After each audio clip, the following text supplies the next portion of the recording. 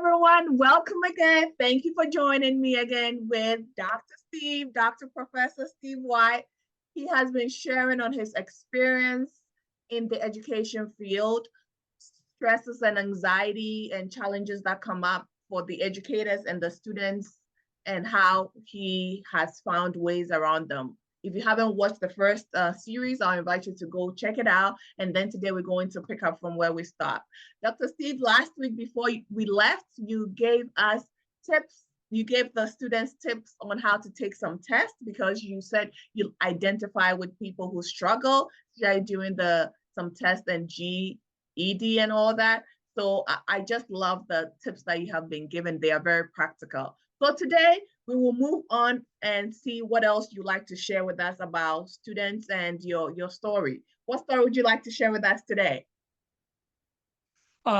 It's very important that you be willing to learn from your students.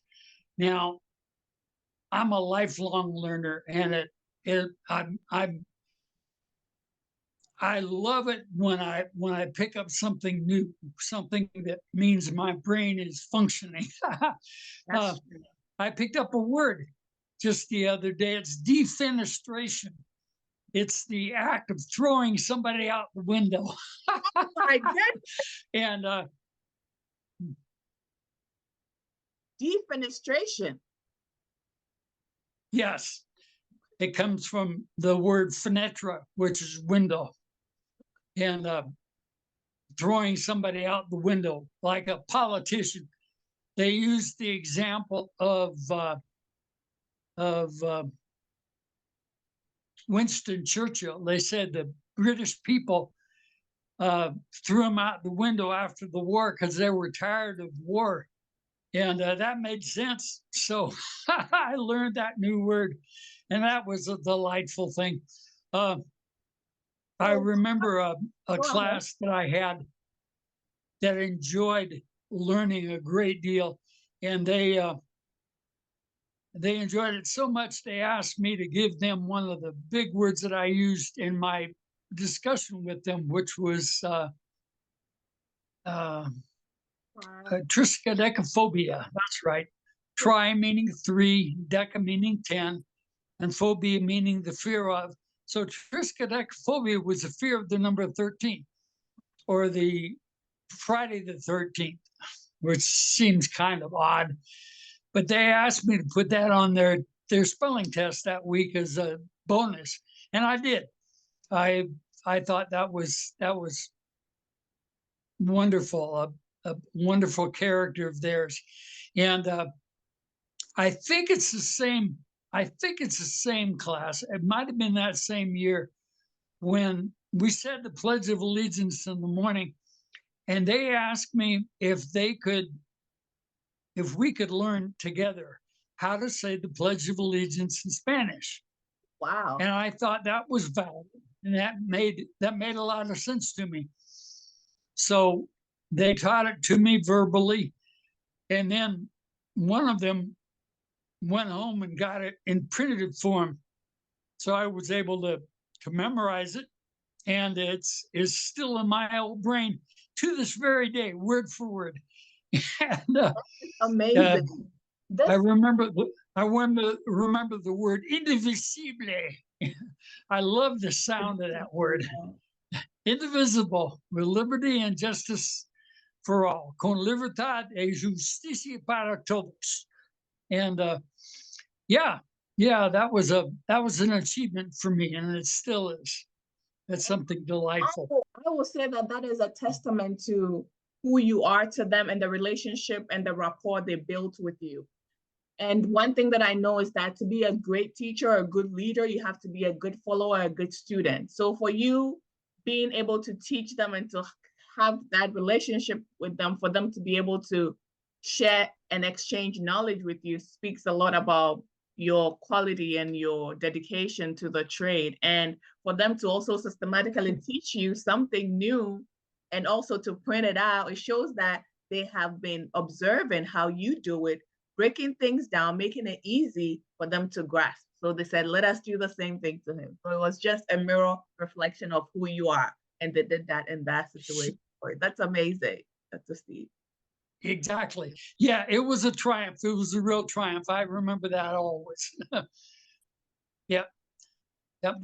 Um, I also remember during my GED class when I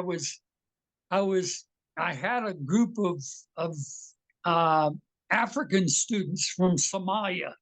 Mm. They told some friends of mine told me that they were called the Lost Boys. A group of them walked uh, nearly 1,000 miles across the desert, some of them barefooted, to freedom. Wow. And I I felt with them. Yeah, um, I I valued them. I acknowledged them for that. And I remember I was doing. I had a whiteboard, and I worked in markers, and I was doing. Um, it was either geography or algebra. I think it was an algebra problem, and I was doing this algebra problem, showing them how to get the solution. And I saw this hand go up, and I heard a voice in a delightful British accent that those boys had. He said, "I can do that faster. Can I do that, Mr. White?" And I said, "Sure, here's the marker."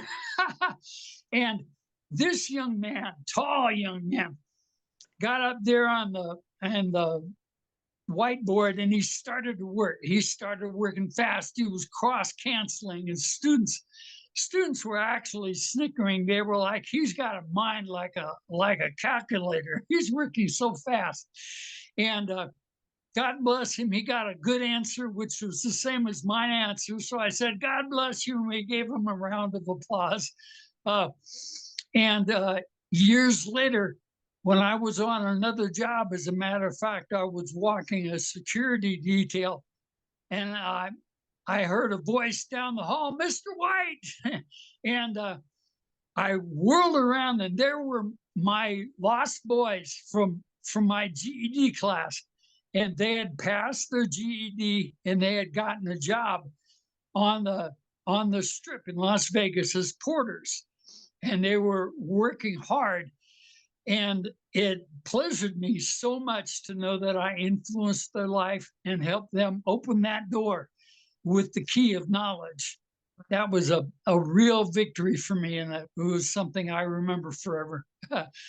Thank you so Yeah. much for sharing that part, Dr. Steve.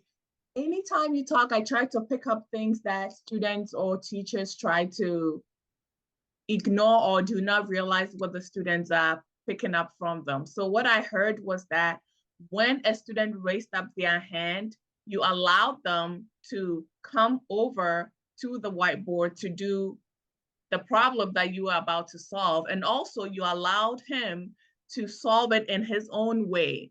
You know how nowadays with Exactly. the taking, teachers want you to do exactly what they literally copy and regurgitate exactly what they said and don't use any other method because it will not go according to the syllabus or something like that. So sometimes it frustrates some of the students. So what would you say to that in an effort to allow students to express themselves or bring new knowledge into the pool? How does that go? Well, as long as they're being respectful, Mhm. and as long as they're following the learning activity, um, as long as they're working in their own way to find a solution, sure, give them free rein to do that, because we don't have um, uh, a monopoly on learning. Learning is ubiquitous; it's everywhere, and we should communicate that to our students, the delight of learning, and the fact that it is so prevalent, and they can do it their way. So basically, we're not Yep. reproducing robots who are repeating the same answers over and over and over again, but we are encouraging critical thinkers who can think outside the box and challenge the teacher a little bit, like you said, in a respectful way, but bring and see why probably that is not the best way to go, and go back to what the original pathway is, if possible, right? Sure, sure. If that's gonna bring a solution and a learning Right. satisfaction, why not? Why not? Dr. Steve, what other experience have you had in your education, in your tenure as a professor? Has there been a time where you were having a stressful situation due to anything that was going on that you want to share? Oh boy. Um, well, there was a time when a couple of students ganged up on me in class, No way. and one of the not physically, not physically. They the girl a girl was walking around the classroom and she faked a fainting spell. She fainted and fell down. And it looked like a fake, but I couldn't be absolutely certain. So I went to check her to make sure she was breathing, make sure she wasn't physically hurt. And when I got back to my desk, I found out that my chair, my wooden chair, had been completely covered with itching powder, sticky glue-like powder, and that was a stressful experience. But it's still going on, I guess. Well, I didn't want to overreact. I didn't want to completely lose my composure, so I just kept teaching, and I stayed away from my chair, and I taught the rest of the day standing up or sitting on my desk. Yeah. That's some composure you showed there, Dr. Steve. So what was going through your mind when you saw it? Did you have to talk to yourself? You didn't even step out of the room to go take a breather. You just came back, saw what it is, and told yourself, I'm going to move on and keep teaching? Exactly. Can you pick up where you said that you found the girl fainting? Can you pick up that part back again? And then I want to know what was going on behind in your mind, because it's very difficult to be in that situation and just keep your composure, because people snap in just a split second and do not even mean to. So well, sure, you have to put yep. things, we have to put things in priority in the classroom, and the physical safety, the physical well-being of our students is extremely important in the classroom, and I needed to make sure that she wasn't going through a seizure Yeah. or a life-threatening situation. Yeah, so that's why I took the action that I did. I believe I felt her pulse and I checked for breathing. And during that time, one of her little buddies ran up to my chair and put a very thick, it was like itching powder, itching paste on my seat, all over my seat. So I couldn't sit without probably ruining my pants. So I just remained standing and walked around my chair, walked around the classroom while I taught, and reported it later to the principal.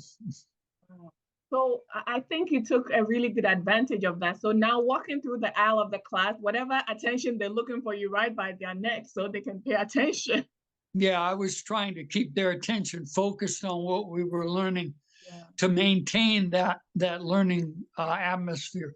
Exactly. Yeah. Because I think what they were looking for was to have some laughing time and you to lose your cool and get out of the class so they can have a field day. But you kept your ground, you stood your ground, and then said, we're going to finish this class today.